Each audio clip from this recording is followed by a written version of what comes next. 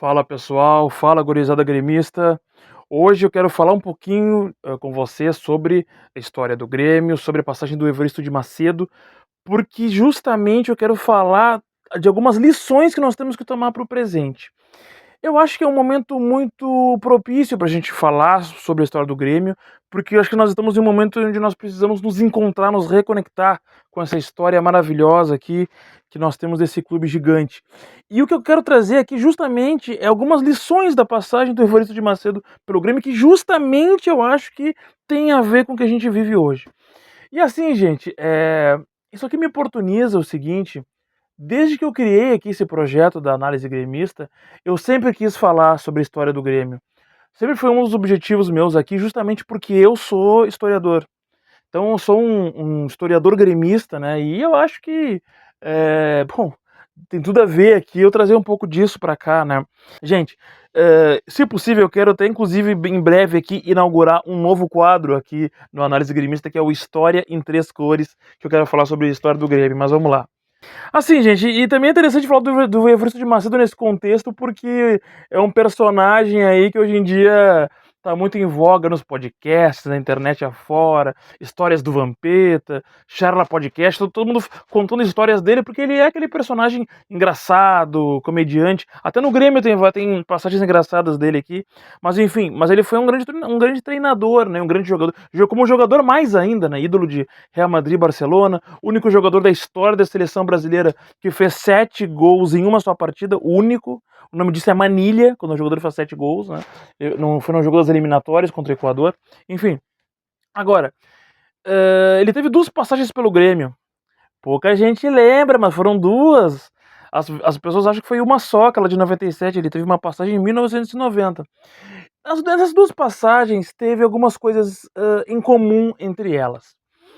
É, especialmente o fato de que nas 2 vezes ele estava substituindo treinadores que saíam e deixavam um trabalho, vamos dizer assim, relativamente pronto, né.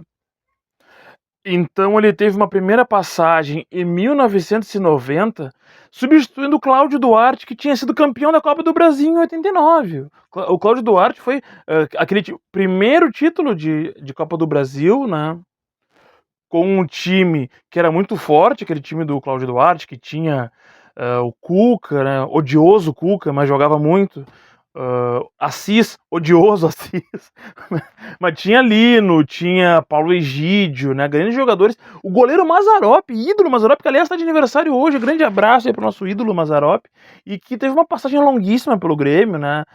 Foi campeão do mundo em 83 e jogou no Grêmio até o começo dos anos 90. Inclusive ele formou o Darley depois, né? Então é uma história linda. Agora, era um time que tinha qualidade, mas era um time que tinha muita força. E quando o Evaristo vem, ele tenta dar mais qualidade técnica do time, faz o time tentar jogar mais com a bola no pé e tudo mais. É um jogo mais ofensivo.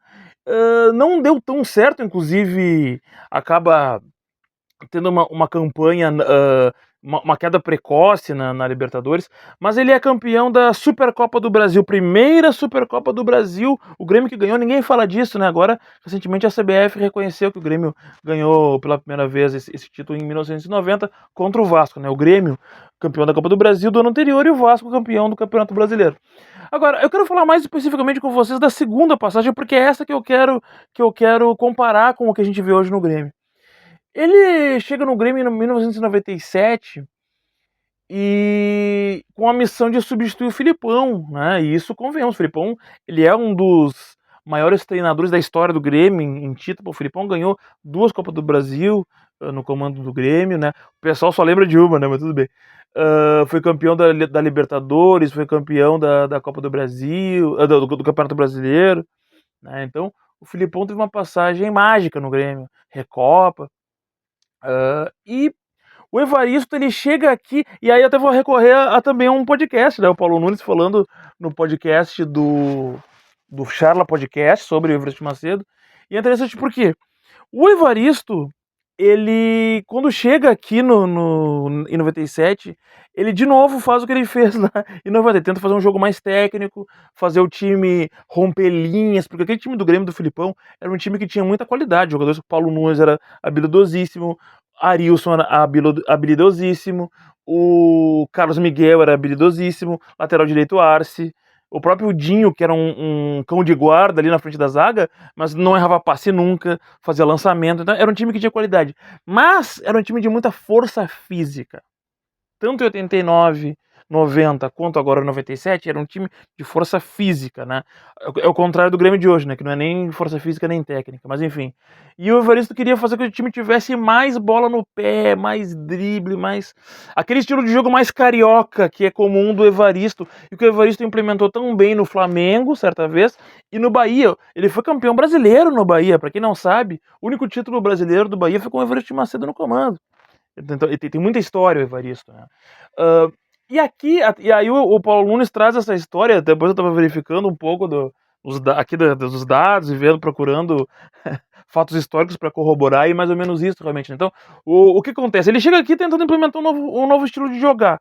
E o que que ele começa a não dar certo, né? E aí o que ele faz? Ele reúne os líderes do grupo. Ele reúne os líderes do grupo e diz o seguinte, que daí eram ali Darley, Paulo Nunes, Mauro Galvão, Dinho, aquele lateral esquerdo lá que treinou o outro time de Porto Alegre, não lembro o nome dele, né, enfim. Então ele reúne eles e diz o seguinte, ó, eu tentei fazer vocês jogar com toque de bola, não deu certo, vamos fazer o seguinte, vamos voltar a ser Grêmio? Me digam aí como é que você jogava com o Felipão. Vamos implementar isso aí. Então, ele tentou melhorar na medida do possível o que dava para fazer. Gente, isso é sabedoria.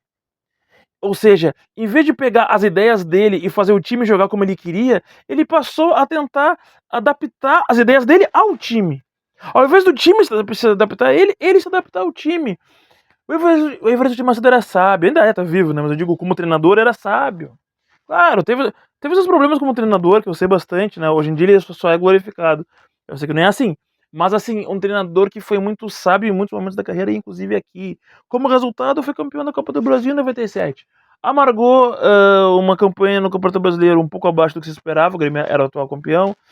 Amargou uma queda na Libertadores que também não se esperava, o Grêmio tinha uma grande expectativa de ser campeão brasileiro.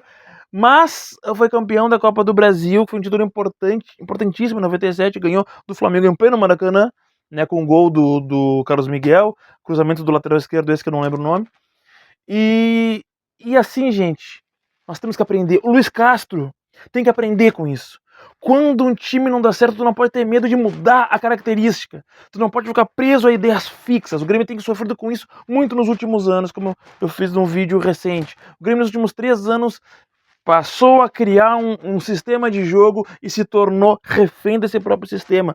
Tem que analisar as peças, tem que usar com sabedoria, e se precisar mudar o estilo de jogo, se precisar fechar a casinha, fecha o time, fecha a casinha, dá botinada que não é feio, bola pro mato que não é feio. O que importa é a bola na caixa deles e não entrar na nossa caixa. Isso que tem que ser dito. Segue aqui, curte esse vídeo, a gente se fala e dá-lhe Grêmio.